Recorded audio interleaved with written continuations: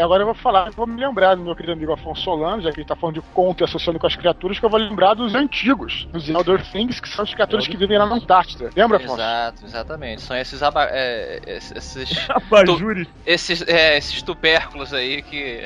Você sabe falar pra gente como é que eles aparecem no conto, não? Bom, resumidamente, nas Montanhas da Loucura conta a história de uma expedição à Antártida que encontra, resumidamente, os restos de uma presença alienígena muito mais antiga do que nós humanos e que talvez tenha sido responsável pela criação da vida na Terra. Inclusive, o Lovecraft é considerado, outro dia, né, Dudu, fizemos aquele Nerdcast polêmico sobre astronautas antigos. O Lovecraft, ele é considerado, a gente nem mencionou lá, mas ele é considerado um dos pioneiros na divulgação desse conceito de que outras inteligências tenham visitado a Terra e criado a nossa espécie e essa raça humana como escravos ou como qualquer tipo de serviço assim. Então você acompanha eles descobrindo isso, eles encontram os corpos desses Elder Things, ele detalha exatamente essa... Porque eles são cientistas, né? Então eles falam, vem cá, isso aqui é um animal? Ele tem características de animal, ele tem características de planta e tudo mais. É foda demais, né?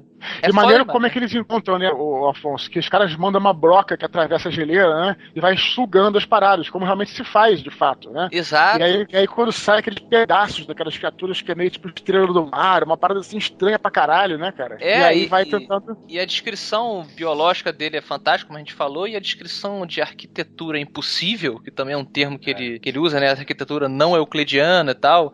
Quando aí depois ele vai pra, nas montanhas, né? Que é uma cidade, não é isso? Isso, é uma cidade protegida, esquecida, e eles começam a descrever, Lovecraft é foda, cara, ele descreve sem descrever. É foda. Ele começa a mostrar pra você que é uma arquitetura que a nossa mente não consegue conceber. E aí você fica, caralho, como é que é essa porra? E aí eles, pelas paredes lá, pelos hieroglifos, vamos dizer assim, eles acabam interpretando a história desses seres que vieram pra Terra, como eu falei, e que tem um conflito com outros seres extraterrestres também, que a gente citou aí, incluindo Cthulhu e outros menores e outros maiores, e a história da Terra deles chegou à Era Glacial, que eles não sobrevivem bem na Era Glacial, eles tiveram que ir pro fundo do mar, e aí você, no final do livro, se depara com a realidade de que ainda existe um Shoggoth vivo lá, mantendo os corpos desses seres ali, talvez para Shoggoth é o quê, Afonso, que a gente não falou ainda? Rafael, tu lembra? Shoggoth?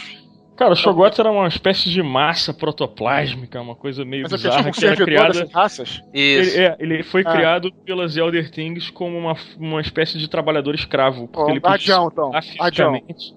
E era muito forte. Olha só, a história do Shoggoth é a seguinte: ele é mais do que um guardião. Ele, na verdade, ele é uma criatura que foi criada por essas Elder Things, uma série de criaturas, para trabalhar para elas de maneira física, tá? Para arrastar coisa, para mover objetos, etc. E que respondiam ao controle mental das Elder Things. Só que em um determinado momento, esses Shoggoths se rebelaram do controle das Elder Things e matam todas elas. Então por isso que ele está lá, né? Na cidade, não é isso? Exatamente. Isso. Ele ficou se alimentando foda, hein? Inclusive porque você lendo a história, você vai notando que à medida que eles vão avançando através dessas ruínas da cidade, eles vão percebendo que a cidade entrou em decadência. E não só com a mudança no eixo da Terra que trouxe a cidade pro polo, mas como as criaturas, as próprias Elder Things foram se degenerando culturalmente. E os Shoggoths são o golpe final nessa civilização. Foda, hein? Que foda, hein? Caralho. Arrasam com elas, assim. Continua aí, Solano. É muito bacana porque você termina também com dois mistérios de virar a cabeça ali. Um é a aparição do Shoggoth, que apesar dele descrever, quando ele surge, eles olham, aquela massa de olhos. Só me lembro, é bizarro, né, cara? O cara já fica... Ele vê um pedaço, eu acho, do bicho, né? Um pedaço, ele não consegue entender o que é, eles fogem e eles ouvem ela emitiu uma palavra, né, que é esse Tekeli, e que porra é essa que tá falando e tal. E aí, quando eles fogem lá, entram no avião e decolam, um dos caras ainda olha pra trás antes deles irem embora, ele enxerga uma coisa, que até hoje existe um debate sobre o que ele viu, que ele fica maluco também. O cabelo dele fica branco e ele não consegue dizer mais o que ele viu. Então tem todos esses elementos do Lovecraft nessa história. Caralho, foda. Foda.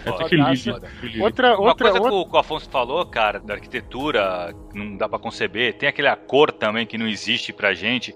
Esses recursos que o Lovecraft usava, cara, acho que isso causa muito terror, porque é aquele terror do desconhecido, né, cara? É o inominável, não dá pra você... É impossível de imaginar, todo mundo que vê fica maluco. Então, assim, isso eu acho que construiu esse universo e essa maneira dele escrever, né, cara? Esse terror completamente novo.